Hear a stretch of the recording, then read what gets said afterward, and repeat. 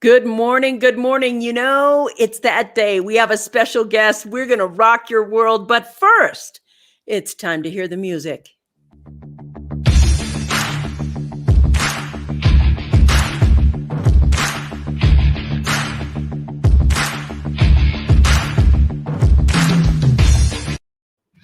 Welcome, welcome, welcome to the Coffee Break Show. I'm Vickie Helm. This is brought to you by Metadime Digital Network, and you're on the Success Secrets for Business, Family, and Life channel. We go live Monday through Friday, and we share tips, tools, techniques, inspiration, motivation, education, and those things that are going to help you create thrivability in your life. And today, we're going to rock your world. Today, I have with me Andrew Kap, and I just want to say welcome aboard to the Coffee Break Show. Before I introduce you and tell everybody about you, I just want to say hi to you and welcome you here.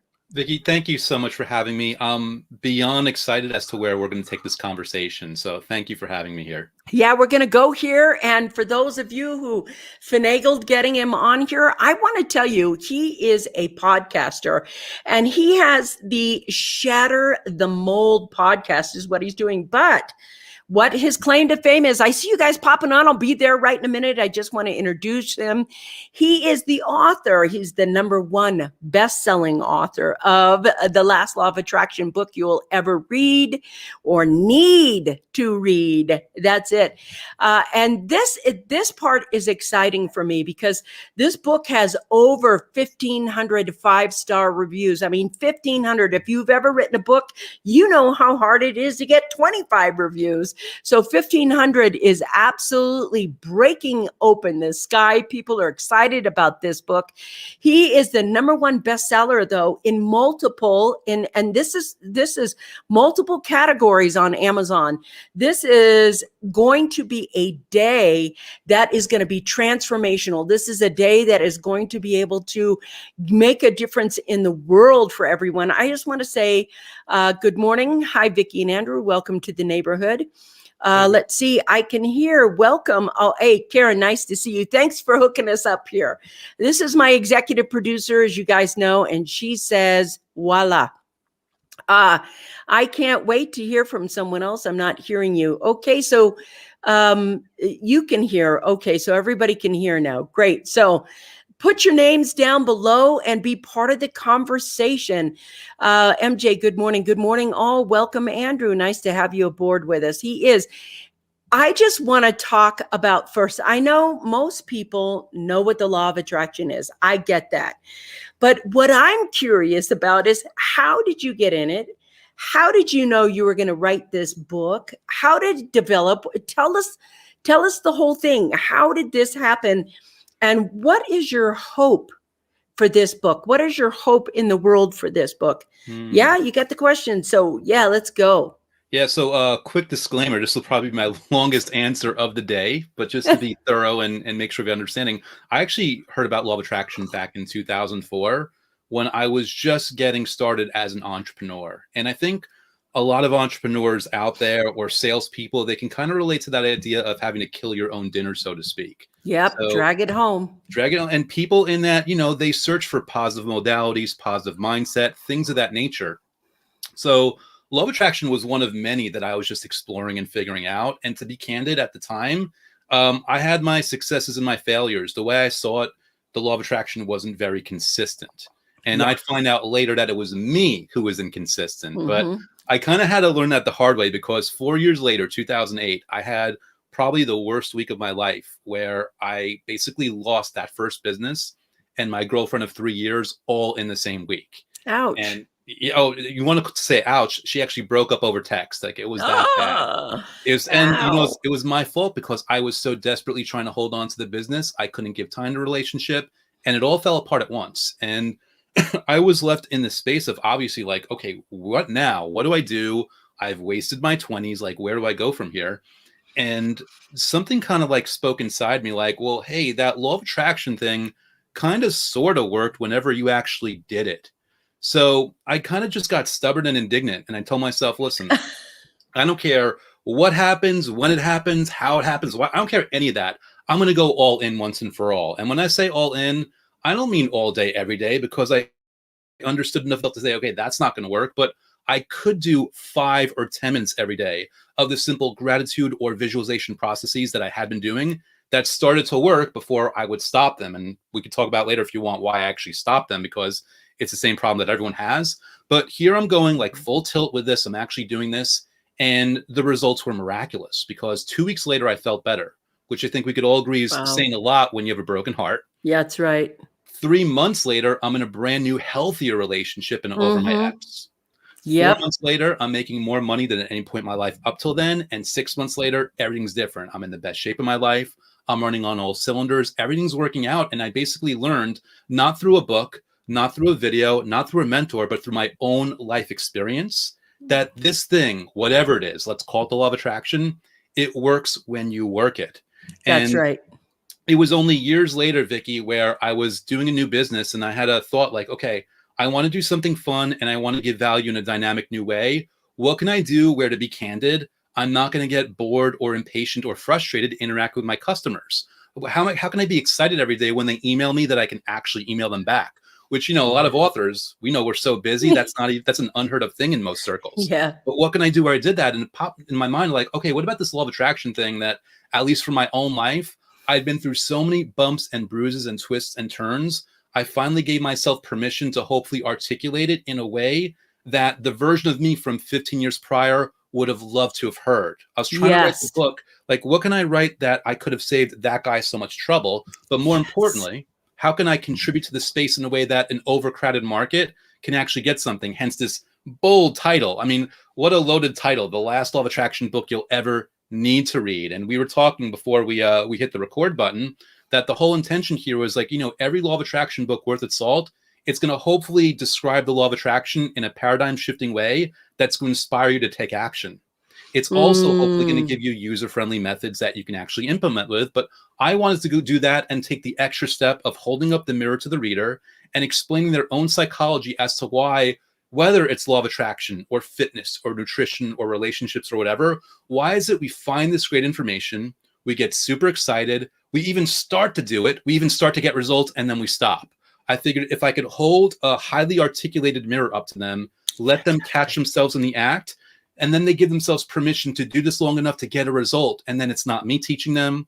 It's not the book teaching them. It's not my YouTube videos teaching them. It's their own life experience. And my goal to, I guess, answer that last part of your question, my intention is to just give everybody that's bounced book to book, program to program, an opportunity for a strong enough paradigm shift where they will finally give themselves permission to do this for themselves long enough to get a result, and then they're forever changed. They don't need me. They don't need a guru, because they are their own guru. That's the whole key here. In this field, you are your own guru. All you need is the content. That's the whole key right there. I think what you've just said is so important. You've said several things that are so important. First off, pain is always a gateway. And for some reason, your gateway came crashing down all at once.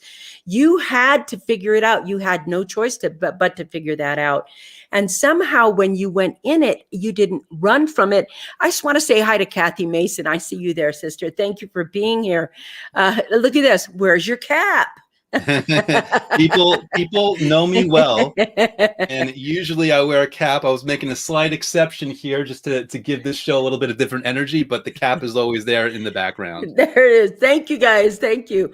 So the first thing, I think the gateway is very interesting. And here's the thing. I always teach, and this is a big thing for me, that the power of the individual is far better, far greater, more powerful than the psychic, than the tarot reader, than the medium, than everything else. And what we do is we have a tendency to look on the outer for something that we can only use on the inner. And to me, that's the whole point. Now, I remember I must have been about 17 or 18. So that was a long time ago. But I remember my dad telling me about the law of attraction. It wasn't called the law of attraction then. He just told me this process. Do this and this. Don't worry about the why. Don't worry about the how. Don't worry about the when. Just do this and this and this. And I remember specifically knowing what I wanted, wanting it, having the feeling, etc. But then the exception came in. And I want to talk about this because I think what you're saying is so powerful. He didn't do it himself.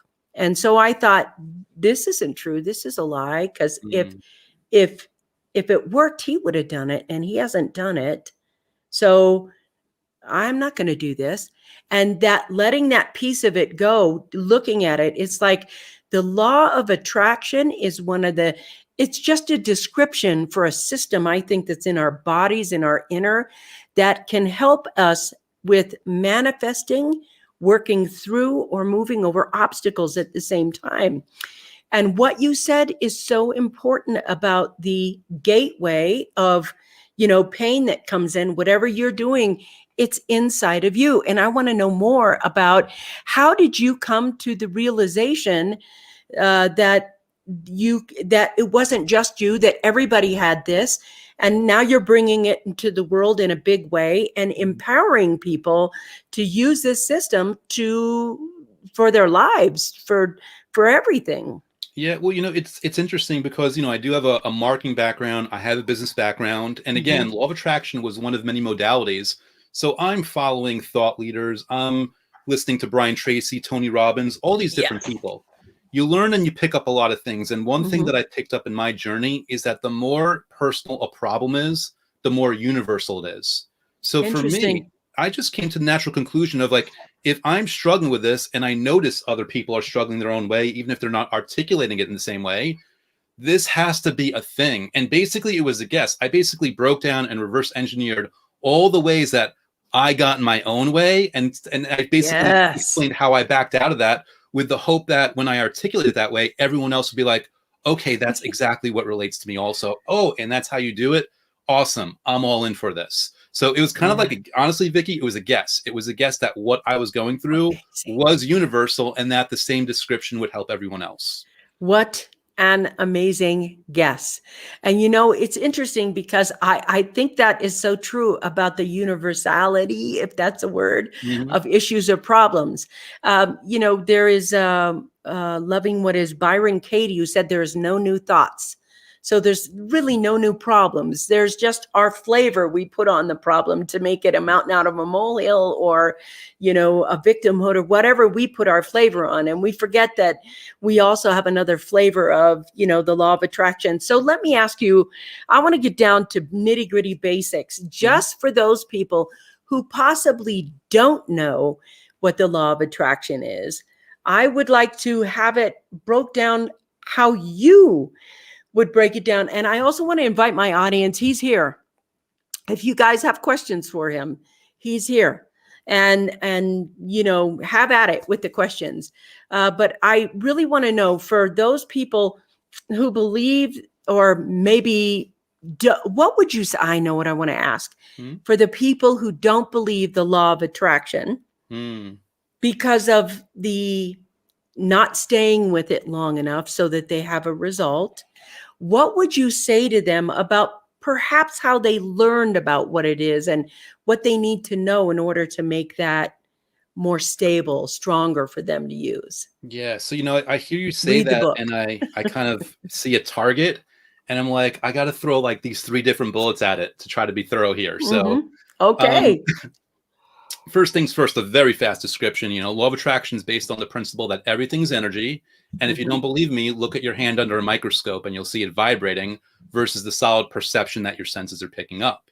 Along those lines is that, energetically, like attracts like. So everything being energy and your thoughts being energy, you have the opportunity to intentionally modify that energy and invite a response where your life experience is affected. Hence thinking about a job promotion and it actually coming. And quick little disclaimer, people like, well, I think about that job promotion all the time and it doesn't come. What's going on here? Well, this is your reminder. Are you thinking about it with impatience and frustration and uncertainty and doubt? Because you're actually not thinking about the job promotion. You're thinking about the lack of it in that case, and you just don't realize it. Whereas if you're thinking about the job promotion with anticipation and satisfaction and gratitude, now we're lining up and now we're pulling it in. Now, this is a really interesting piece because it goes a little deeper in that the number one mistake people make with the law of attraction, the number one reason they try it and then they get frustrated because it's not happening quick enough. Well, there's 2 pieces. One, by virtue of the fact that, at least in my opinion, they're dictating a deadline or terms, They're taking the magic out of the hands of the universe to hand them something, and they're creating resistance and doubt that they don't intend to. There's nothing wrong with specificity so long as it feels good, but also understand that you will have action. You will take action, but when you're relaxed about it, it'll be inspired action. It won't come from a sense of lack. It'll come from a sense of enthusiasm. And that's a key distinction. So the fact that at least this was the big thing for me. Remember, I told you I didn't care what happened, when it happened, how it happened. That was me letting go of how it was supposed to occur and just devoting and deciding like, okay, I am going to do this. I'm going to engage in this process. I'm going to feel good. And now I'm just going to let it happen. And, you know, I took action. I worked out. So I got in the best shape of my life, but it was easy. I made choices with my diet. Yes. But it was simple. I, you know, went on jobs that like I went on dating apps. I did all these things, or there wasn't even dating apps, and it was dating websites. I did all these things, but they weren't out of a sense of lack. They were out of a sense of enthusiasm, and therefore everything rolled in very easily. But by that same token, I let the universe pleasantly surprise me, and surprise me it did. It sorted out things that I never could have sorted out on my own. Now, just to go one step deeper here, because I promised the number one mistake people make. Number one mistake they make is they do the methods for the sake of getting the result. That's like, true. It's like that's true. And most people are like, well, Andrew, isn't that the way it's supposed to be? Isn't that what you're telling me? It's like, no. When you're doing the method to get the result, you're focusing on the lack of what you want. Whereas if you do the method for the sake of enjoying the method, just enjoying it, that's where the good feelings are coming. And then indirectly, you're inviting the result that the universe already knows about. The key thing is you actually have to say, I'm letting this go. I'm enjoying the method for the sake of it, not trying to force the universe to bend to my will. Because when you try to force it, you're reinforcing a need for control, which is reinforcing a lack of control. Yes, that's so beautiful what you just said. That's so inspiring what you just said, because I think a lot of the way that success is talked about, sold to the public, is by using force. It's that hustle and grind and da-da-da-da. And I think this is Kathy right here, because these are Kathy words right here. The recipe includes joy, gratitude, and appreciation. And I want to talk about this. I have a new book coming out called The Secret Joy of You. And one of the interesting things is we don't understand how joy and gratitude and appreciation work as an energy.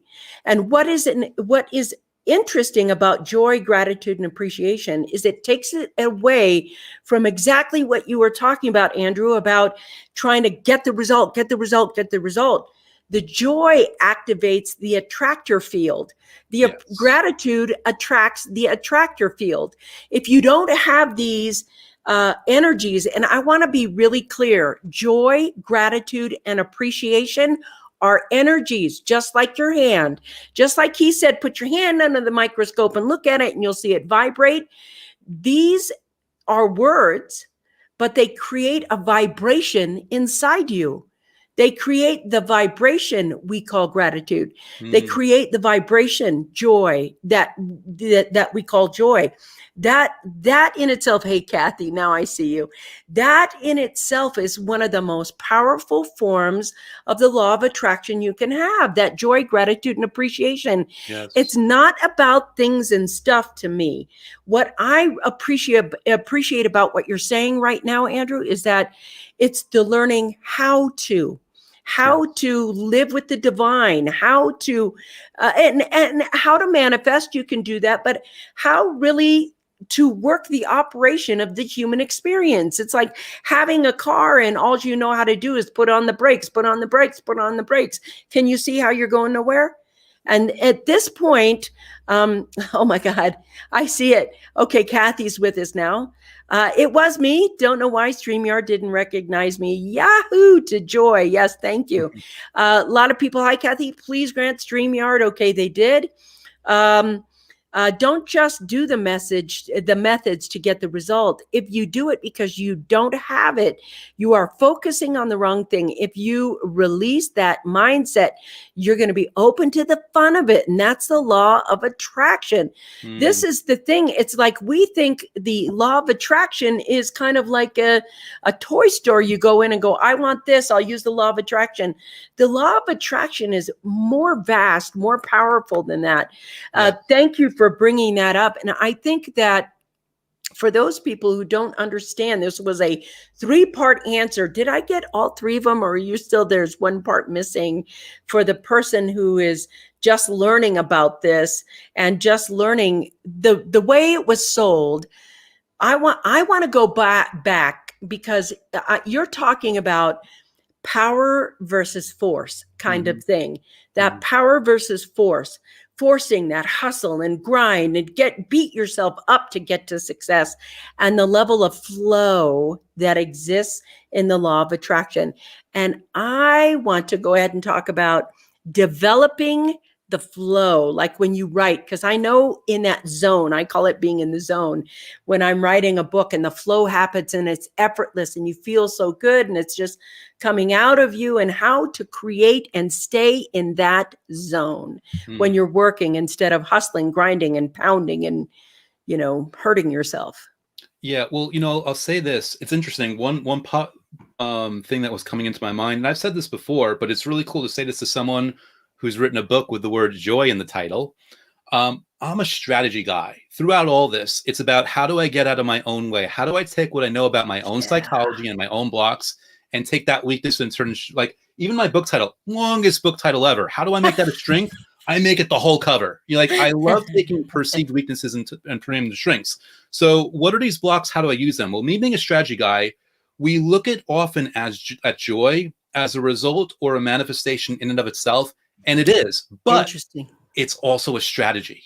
Joy is a strategy. Joy is a vehicle and a pathway to more joy, to more results. Yes. And when you look at it that way, all of a sudden, joy and happiness, they don't become these loaded terms that are always out of reach. They become as little easier to access nuggets that you can reach for and grab, meaning joy can be a simple walk on the beach where you're breathing in the fresh air. Yes. Joy could be remembering your first kiss, your first crush. Joy could be remembering the favorite person that you used to get hugs from. Joy can be, thinking about your favorite meal. Joy could be thinking about your best friend. Joy could be that feeling you get when you send a text to someone that you haven't written to in like a year, saying, by the way, just wanted to let you know I hadn't forgotten about you. Here's something I appreciate about you. I hope it's brightened your day, because thinking about you is brightened mine. Joy is a strategy, and it's so easy to put these things in a certain way just by living life and embracing it. That's beautiful too, because I take it even a little longer for me. Joy is a state of consciousness. And for me, it is, you're either going to empower or impair yourself with how you think. That's the only 2 things thinking does. It impairs your abilities or it empowers your abilities. And when you are in gratitude, when you are in joy and you make the choice, and I gotta tell you, you can walk yourself, like he said, from your toxic thinking habits to your higher consciousness thinking habits. Now, it's kind of a rehabilitation to do that, to go there. But that's part of the power of law of attraction. It is that rehabilitation center where you can let those higher self concepts and consciousness take hold and really root inside you, because it is how you operate. So because we learn that toxic thinking, then now we're going to learn empowering thinking and empowering feelings and empowering everything else. And just as toxicity shows up because that's what you're focused on and it grows, it's the same thing. It's the same vehicle used differently. It doesn't mean you're this or that. It's just the operation of the vehicle to get you where you want to be. And I think it's so important what you're saying. This is so important because the shift and transformation that you create in yourself means that everything. Thank you, Kath. I just want to pop in here. Thank you both. Hope to connect again soon. Yes. Thank you, Kathy.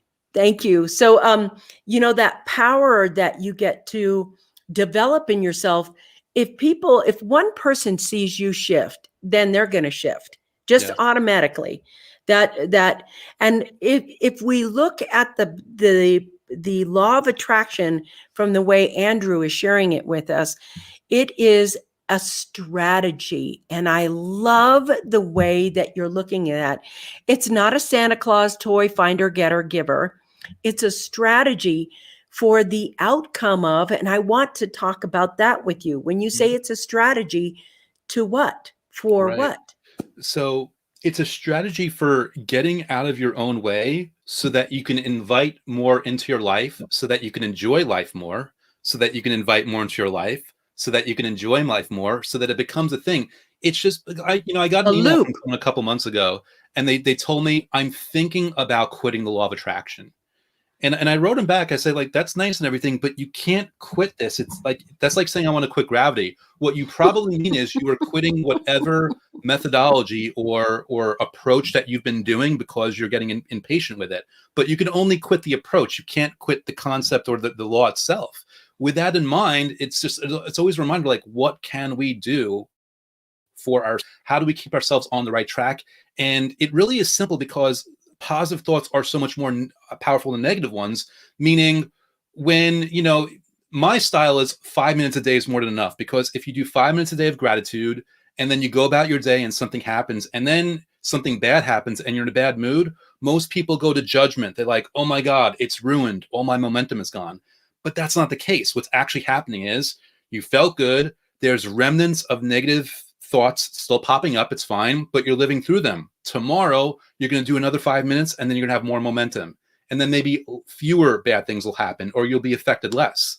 And then the next day, another 5 minutes, more momentum. And you're just building more and more and more. And the key is you're just understanding, like, this is a journey. Like, once you get what you want, you're going to want more. So knowing that, the best thing, again, you can do strategically is say, okay, knowing that I'm always going to want more and I'm always going to be waiting for something, what can I do to make sure I'm enjoying my life in the meantime? Because if not, I'm going to look back and like, oh my God, my 20s, I wasted them. My 30s, I wasted them. What am I doing here? It's like, don't waste it. Enjoy it while you can in the moment, because again, it's a strategy. The more you can enjoy your life for the sake of enjoying it, the more you're going to speed up your results and improve the quality of those results are also going to go up. It's not just the speed, it's the quality. That job that you were gunning for, you're not going to get that one. You're going to get a different one with a better commute and a higher salary where you're going to meet the love of your life. But if you were trying to force that one, you weren't even going to get that one, to say nothing of the better one. When you're just feeling good, when you're just having fun, when you're expressing gratitude, when you're engaging with your friends and your family, and you're doing everything in your power to enjoy your life, that's where good things start unfolding. One thing, and I can't take credit for this, I think I learned about this from Rhonda Byrne through her book, The Magic, if I'm not mistaken. Mm-hmm. One thing I say thank you for every single day, in the middle of whatever list I have for 90 seconds to 5 minutes, is I say, and thank you for the good news. And every day there's good news in some way, shape, or form. Every single day without fail. And guess what? If it does fail, it doesn't mean there was no good news. It just means I didn't notice it. And that's okay, because if I make it a thing, then it's not going to be good news tomorrow or the next day. But if I let it go and be like, well, listen, this thing's pretty solid in terms of a track record, let me just follow that thread and keep enjoying it and keep being grateful, because strategically that invites more and makes my life way better. That's beautiful. That's really insanely beautiful. One of the things that I like about doing this is because it's not just a practice. It becomes part of you. It becomes your way of life. It becomes the ability to shift your day, to empower your outcomes, to move your way forward in a way where you have some awareness and clarity about what you're doing. And, asking for help is an inner job. Like, there's more help on the inner than there is on the outer.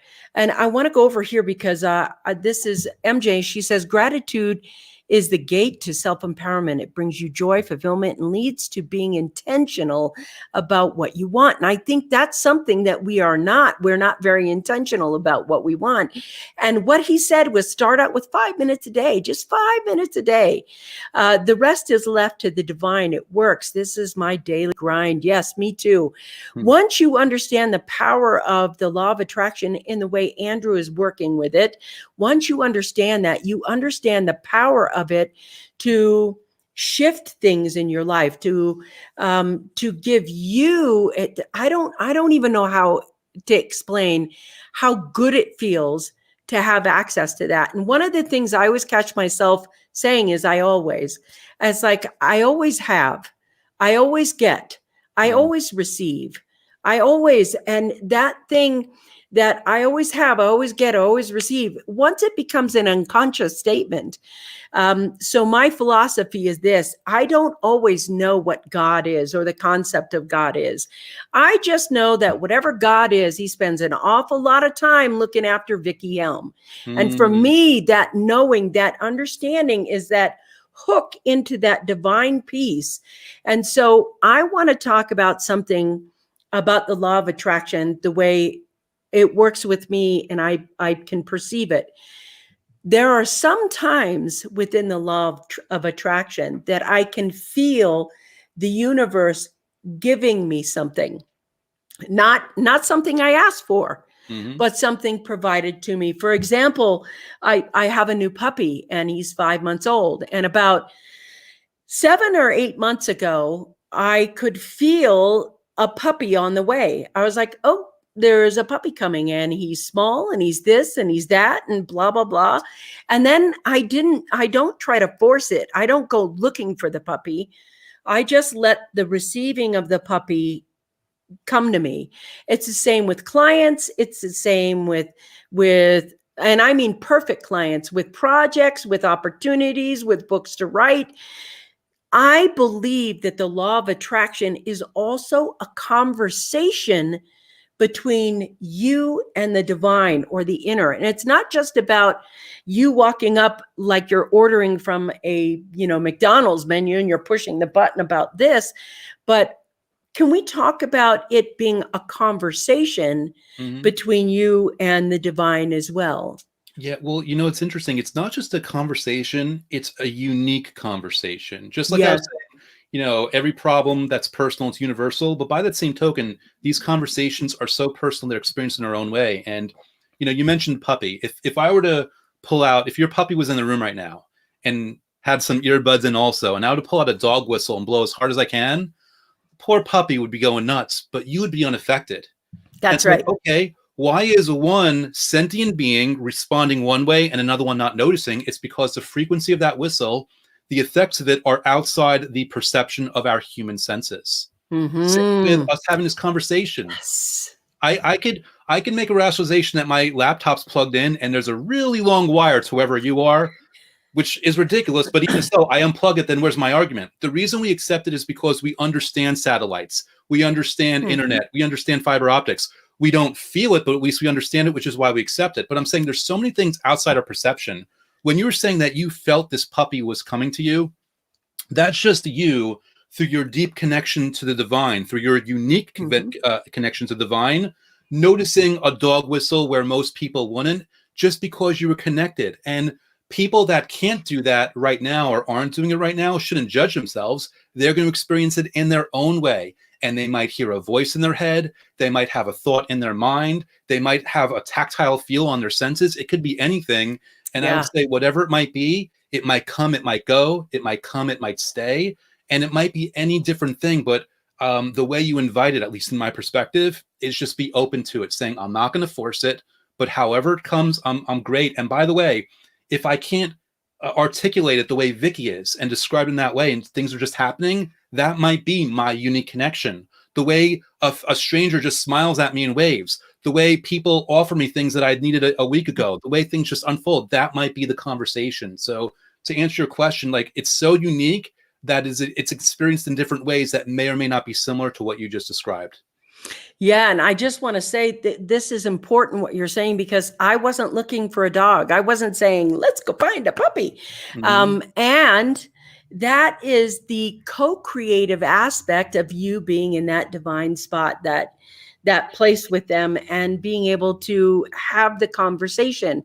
So after I want to allow you the space to talk to the audience member right now who's really in the pit of crisis, maybe a health crisis, a divorce crisis, whatever that is. Let's talk to the person who is in a lot of pain right now, or maybe is saying to themselves, I don't know what to do. I don't know what to do. Sure. And what can we do to help them begin to turn things around using this law, what we're calling the law of attraction, because for lack of a better name, what can we tell them or talk to them or help them with? How would we do that? So I'd like to begin with one of the more important concepts in my book. But I trust and hope that you'll still enjoy the book, even knowing this part beforehand. But in my experience, what I'm about to describe here is, I'm no clinical psychologist, but the way I would describe it is we've got three minds. We've got the conscious mind, and we've got the subconscious mind, and right in the middle, we've got the ego. The ego, as I define it, is way stronger than the conscious mind, but nothing compared to the subconscious. And the ego has one job, and that's to keep you alive. Now, this can be good or bad news depending on where you are in your life right now, because what that means is wherever you are in terms of your money or relationship problems or even health problems, your ego knows right now in this moment, you're still alive. And what it doesn't want to do, because it can't really process and think about how things might change, it doesn't want to risk the status quo. I think a lot of people can relate to wanting to be rich and famous, and they're trying to make that happen. It's not working. Well, your ego's blocking you because for all it knows is when you get famous, you're going to have a stalker, and that's a threat to your survival. Or for all the ego knows is when you get rich, distant family is going to come out of the woodwork and try to take your home from you, a threat to your survival. So your ego, in doing this and keeping you stuck where you are, even if you're miserable, it's a misguided attempt to keep you safe because it does love you, but unfortunately, it's not interested in your satisfaction. It's not interested in your fulfillment. It's not interested in your happiness. It's not interested in your comfort. It's not interested in any of those things. It's just interested in you being alive. And right now, you're alive. Well, let's not mess with the program. So how do we get around this? Well, again, ego is stronger than the conscious mind, which is, by the way, is why we start to do this law of attraction thing and it starts to work. And then we talk ourselves out of it or something else because the ego is scared and stopping us. But the subconscious mind is still way stronger, meaning the trick becomes, how do we bypass the ego and access the subconscious mind? My answer is, this is, by the way, why I don't say do something for a half hour or an hour. We find something that's 90 seconds or 5 minutes that you can do, that you could enjoy, that you could look forward to, that your ego can't talk you out of. So by engaging in that gratitude process and feeding those instructions to the subconscious mind, which is connecting with the universe, which also is figuring out how to do things itself, things just start to unfold in a good way, meaning through the misery or the depression or even the pain or whatever it is you might be going through. Again, I'm a strategy guy. I'm not going to tell you that that stuff's not important. I'm going to say, let's strategically do what we can to get around that. And my idea is, even through that pain or that frustration or that depression or dissatisfaction, we're going to take just 5 minutes out of the day, engage in an easy gratitude process, and know that we are building up momentum. We're building up blocks of energy that are going to carry momentum on their own day by day by day, if nothing else, out of spite, out of, all right, well, if I'm going to be stuck like this, I'm claiming these 5 minutes. I don't care. Again, my attitude, I don't care what happens, when it happens, why it happens, how it happens. I'm going all in because, oh man, I just missed out my 20s. I'm broken up with over text, mind you. I didn't even get a phone call, to say nothing of in person. My company's down the drain. What do? I'm doing this. So wherever you are in your life, your problems may be way bigger than what I described for mine. But even so, all you want to do is find a way to fit in just 5 minutes a day, knowing that strategically it's going to invite more, but also even in that moment, it's going to be a bit of relief. Even if I'm lying or delusional right now, even if I'm completely off, you do know if you try it that just taking those 5 minutes is 5 minutes where you're not in pain, 5 minutes where you're not worrying about your business, 5 minutes where you're not missing that relationship or whatever else. You're giving yourself a break. You're giving yourself a gift. Keep doing that every single day, if just for 5 minutes. You will thank me, and you more importantly, you're going to thank yourself.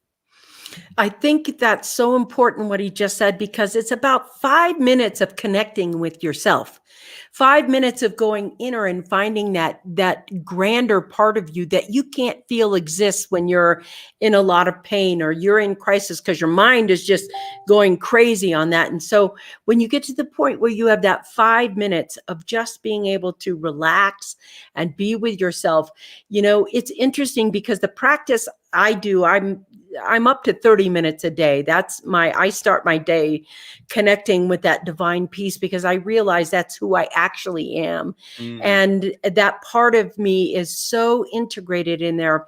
So for people who are in there, just that 5 minutes of connecting with yourself and connecting with the possibility that something better, that something more powerful.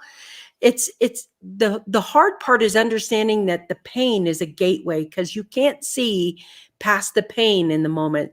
So that 5 minutes is forcing yourself to knock a hole in the pain and look through a different view, that there might be something better coming that you can't even imagine right now. And I want to say that I think what you said about spending that 5 minutes just with yourself, not focusing on it. The Brandon Bays, in her book, The Journey, she said, if you take one step towards your body or one step towards your life, your body takes 1,000 steps towards you. And I think this is the point of the 5 minutes. When you spend the 5 minutes there, it takes 1,000 steps towards you. Yes. That's how important the 5 minutes is, that just that incremental rehab. I really love the 5 minute thing. Yes, 5 minutes connecting with yourself, 5 minutes of making your mind concentrate and focus how you want it to focus, how you want it to go. So I want to reach out and say to those people, let's say that they wanted to work with you. Let's say that they want to get to the point where, first off, you can read his book right here. I just bought a copy of Andrew's book, Thank You, The Law of Attraction. I did yesterday as well. Thank you. I popped it on up there. I think everybody should get it. I feel as though one of the most important things you can do for your life is learn how to manifest. I mean, really, truly manifest. And I don't mean manifest like, oh, money and girlfriend and this. I mean, manifest who you are and learn to just be and live in the law of attraction, because that's who you are, not a tool you're using. So I want to be able to take a moment and how can they connect with you? How can they rise? And I'll put this down too. What if they need more long-term help and they think, I want to work with this dude. This is my dude. How did they get a hold of you? Where can they connect with you? First of all, thanks for asking. And real quick, just to speak to those 1,000 steps, I highly encourage people to take there are 1,000 unseen steps, but they are being taken. And that's the amazing thing. Regarding working with me, it's so funny. If someone wants to work with me, I make myself available, but I don't make it a consistent business model. I usually just say, read the book first, or even go to my free YouTube channel first. And if after that, you want to reach out to me and talk about it, beautiful. But I always try to give them the book first, because it's way more affordable and they can act, on instantly. So for those that want to check out the book, if you go to lastlawofattractionbook.com, that'll auto forward to Amazon, the listing right there, where you can get it in Kindle or paperback or audiobook. But again, if you don't want to pull out your wallet and you're not ready to work with me yet, which again is fine, my YouTube channel, which is youtube.com/Andrew Kap. I have free content, of course. It's YouTube. I put up new methods. I try to, and we don't hear it here because I'm so intent on giving value, but I also have a really silly sense of humor, which will be on display in those videos, so people can check that also. Thank you. But yeah, regarding working with me, I mean, thank you for asking, but only if people ask. Other than that, I try to make the book, and I do have a 90-day program on the tail end if they want it, which just guides them through the methods. But I try to make the content in the book more than enough to give them what they need so that they can just take right off with it. Beautiful. That's amazing. Thank you, MJ, for getting your copy. We do have the link for the book in the thread right there. You can just click over the link and pop and buy it, because I think it's important for everybody right now to have this. Why is this happening on this show right now? It just never does. That's a ting reminding me to say thank you, everyone who is picking it up. It's my sincere hope and intention that it really serves you. You'll tell, I mean, again, call me lying or delusional. You will not have any doubt that my intent was really to serve through the way I structured it. Yeah. Vickie and I were talking before we hit the record button about how important it is for authors to be very intentional about the reader experience. Yes. You say more about that, please, right now. Yeah. So again, hopefully I did a good job of this, but I'll say good job or bad job. I was very intentional that page one flawlessly leads into page two, into page three, into page four, because my mindset is we've been through all those books where we'll read 3 chapters and we'll get bored or something will distract us. And I was going to fight against them. Listen, what can I do to structure this book in a way where people can seamlessly and easily get through it? Because that, by the way, I mean, Vickie was talking about the 1,500 reviews. I think a huge part of that, which, by the way, thank you so much, everyone that leaves a review. I'm so grateful for that. I think a huge part is because I was very intentional about getting people through the entire book so that they had an opinion about what the review should be, so that they have thoughts to share about the book. So a huge piece, and I recommend for any authors out there, be very intentional about how you are pacing your reader, because it isn't an article, it's an experience. They're reading your book. You're putting them through an experience. It's like a movie. You don't have actors. You don't have a director. Well, you're the director, but you don't have a set. You don't have lighting. You have these pages, or you have your voice if you record the audiobook. But this is an experience that you're putting people through. It's really important to keep that in mind with every single page, every single word, and even how every single sentence ties together. Again, spoiler alert, people will notice one thing I do in my book, only for me, is knowing we've heard it all before. We've seen the law of attraction. We've heard it in different ways. I use different examples with real world examples that our brains can easily link it up to so that it all makes sense.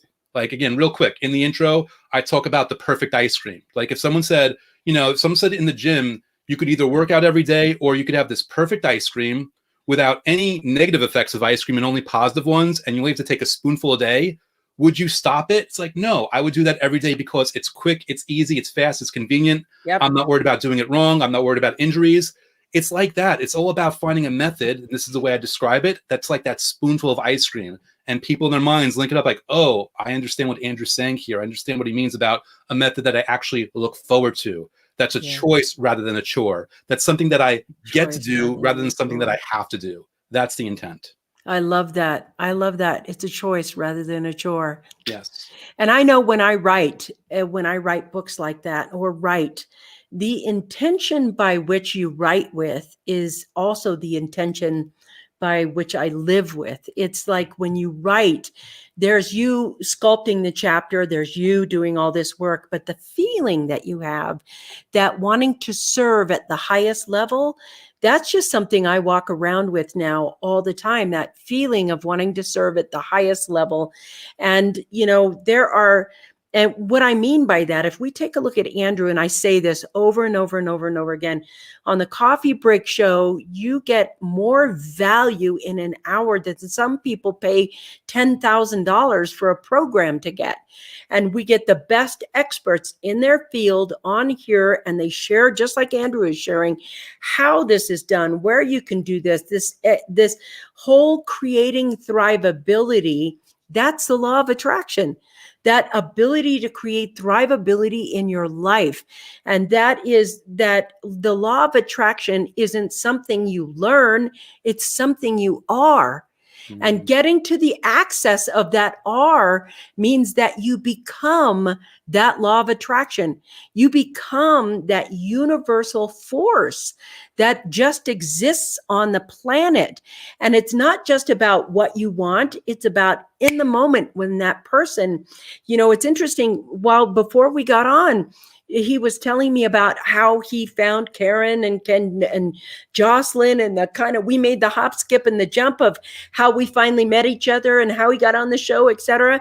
And that whole time, all I could see is the magnetism that brought us to this moment to talk about one of our favorite subjects, both of us, to help people understand how they are the law of attraction. It's not something, it's a system in you that you can use as a strategy, as you can implement it every single day for the rest of your life.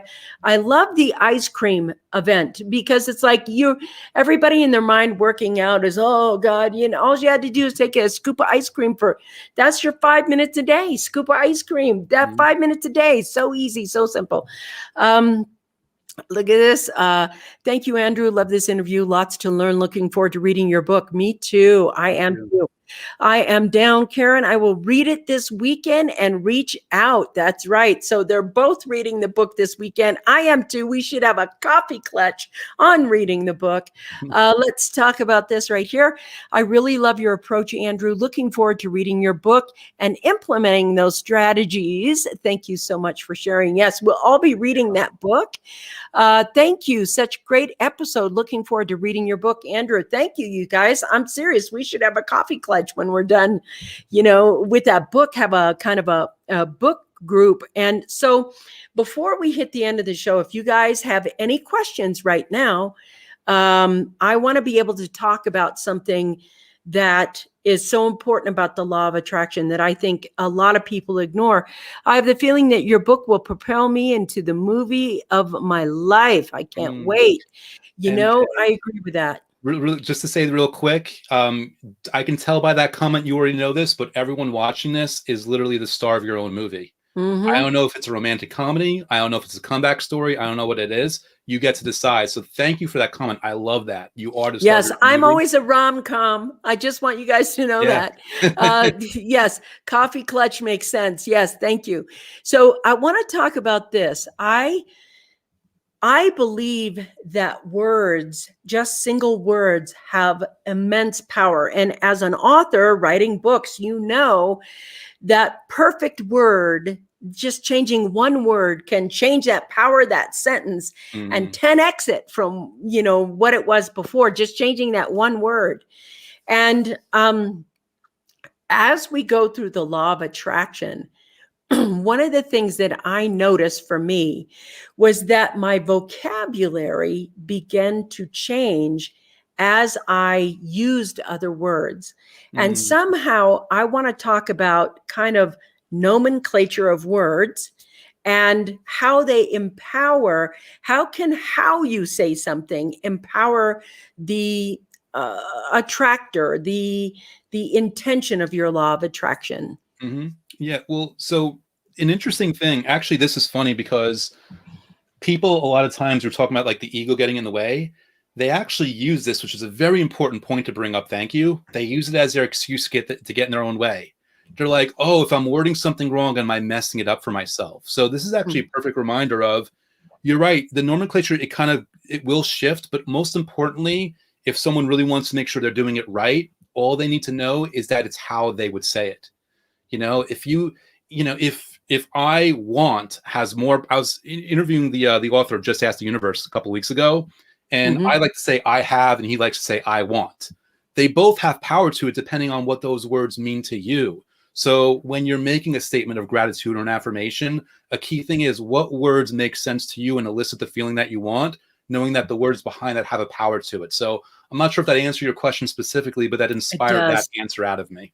It does. Thank you so much for that, because I realized one day I started using words that I didn't normally use, and it wasn't something that I forced myself or I had discipline about.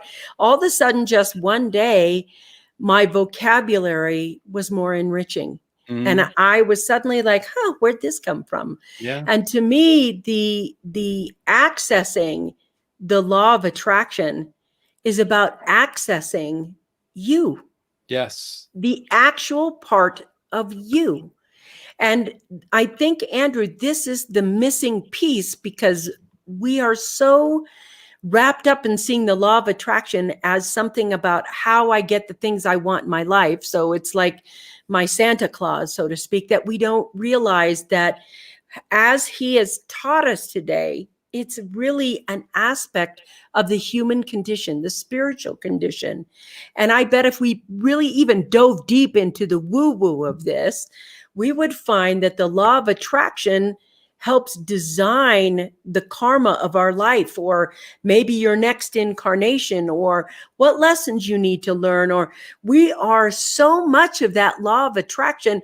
We're just scratching the surface right now of that law of attraction. We're scratching the surface of what it does for us in every single moment, bringing people and things. And I always somehow learned that flipping that, now I always have miracles happen, or what feels like miracles. And really the feeling of that miracle is just that brilliance that happens living the law of attraction. If you had 3 things you wanted to make sure everybody knew today about the law of attraction, what would those 3 things be? And wait a minute, you have the upcoming book discussion. I am in. Okay, another book sold. Thank you. Go ahead. Awesome. Yeah, 3 things. Wow. Well, so one, I'll start with this because it's so important. Even if you don't believe me here, trust me when I say this, you are your own guru. Number 1 is you are your own guru. Even if it feels like you're just getting the hang of this, or it feels like you've tried so many times and you've failed, and like, who am I to be a guru? No, you are your own guru. And you will understand that on a much deeper level when you just give yourself the opportunity to do just 5 minutes a day. Second thing I want to tell you is gratitude is a buzzword in this space, but when you take it for its actual face value, it is way more powerful than you could ever realize. And all you have to do to experience gratitude is just it doesn't have to feel dramatic, just a little bit of appreciation of whatever you want to do, just as long as you're feeling it in some way, shape, or form. And the third thing is be patient with yourself. And because ironically, when you are patient, things will speed up. But do it just to be like, don't do it as like a way to trick the universe and then force it, because now you're looking, well, I'm being patient, why is it not going fast? So don't, actually, to whatever measure you can, be patient, knowing that it'll work out. And if you're having trouble, like, how do I be patient? The answer is, even while you're waiting for those things to come, in whatever way, shape, or form you can right now, enjoy your life in this moment, any way you can, whether it's through connecting with friends, eating your favorite food, watching your favorite movie, listening to your favorite music, petting your dog or your cat, or whatever it might be, going on a walk. Enjoy life to whatever measure you can right now, because that will instill more patience in you and invite a lot more. And again, things will speed up on their own, and you will be pleasantly surprised by how things unfold. Be happy now in the meantime. That's the best strategy you can ever have. Be happy now in the meantime. You know, I want to talk about that because he said something that was so powerful and can be taken for granted. Be happy now in the meantime. Prior to that, he talked about patience. Patience, for me, between completion. What I see in the law of attraction for me is things unfold, and they unfold at the speed they unfold, not the speed that I want them to unfold. And that's always like instant. We always want instant manifestation. But as things manifest, that is known as the mean time. It's the mean between the request and the fruition. That's the mean time.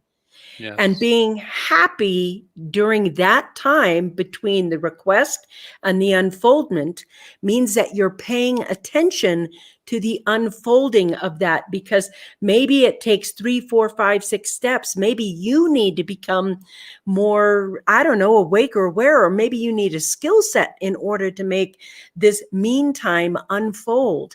But when you're in the meantime and you're happy in the meantime, you're engaging with the process of the law of attraction. And he said it just so, be happy in the meantime.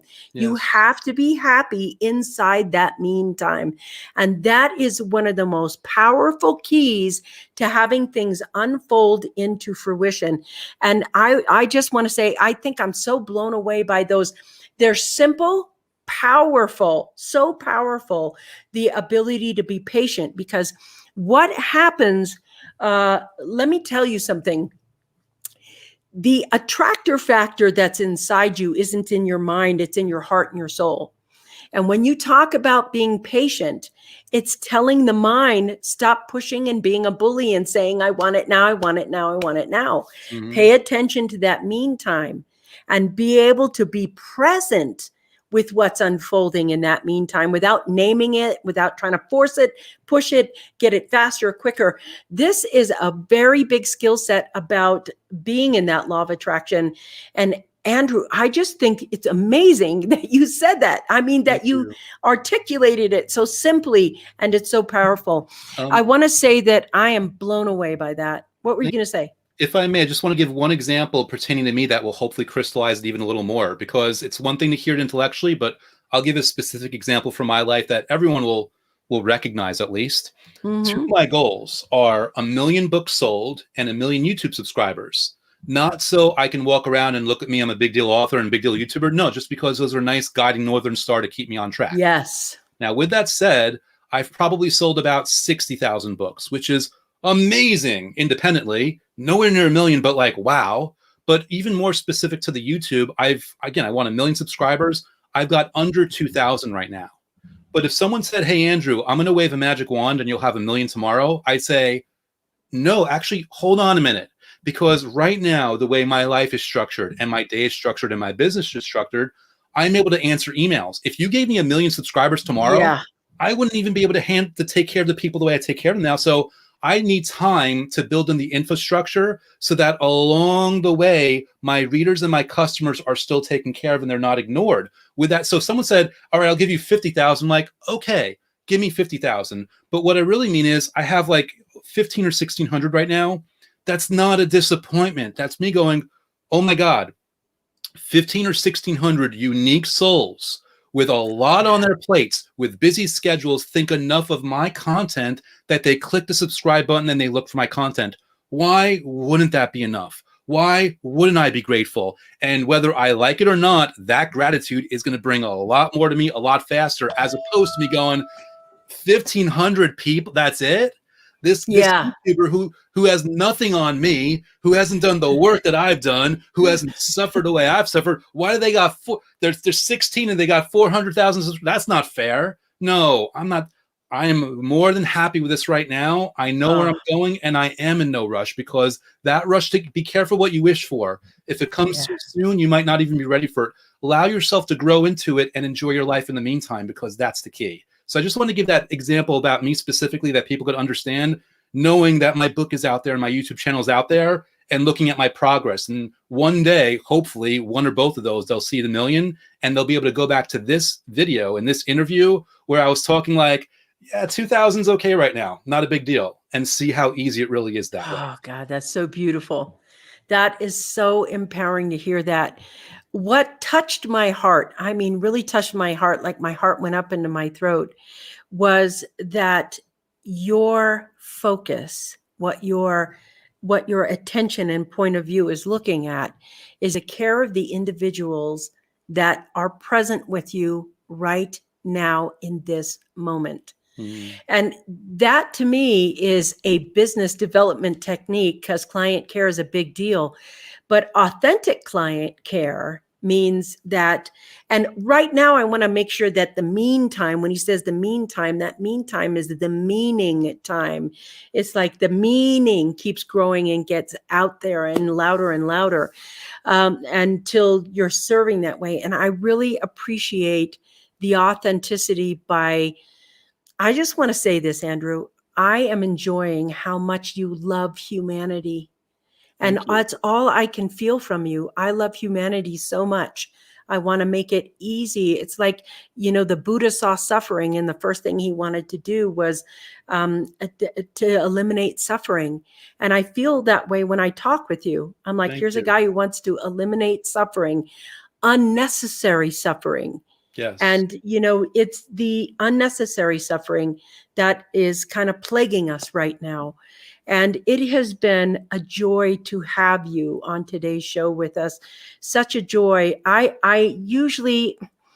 know that you guys want me to end that show today with that music, but I want to end the show with what he just said, which is so important to hear that. If you haven't got the book and you're driving and you're listening, or you're looking at this later, #replay, in the thread on Facebook in the Success Secrets for Business, Family, and Life group, there's a link to the book there. There's also the link to his website. Will you put it up again for me, Robin? It's like the last Law of Attraction book.com. Probably lastlawofattractionbook.com, which will actually, I keep it simple. It'll just auto forward to the Amazon listing for people. There it is. It's on Amazon. I just want to go there and say, there, look at this. Thanks for a great show. Thank you. I needed that. Thank you. over here. Thank you. I needed this. Thank you. Great paradigm shift in thinking. Thank you. Andrew, thank you for being on the Coffee Break Show today. I really appreciate it. You guys, about this tomorrow. See you soon. Bye-bye.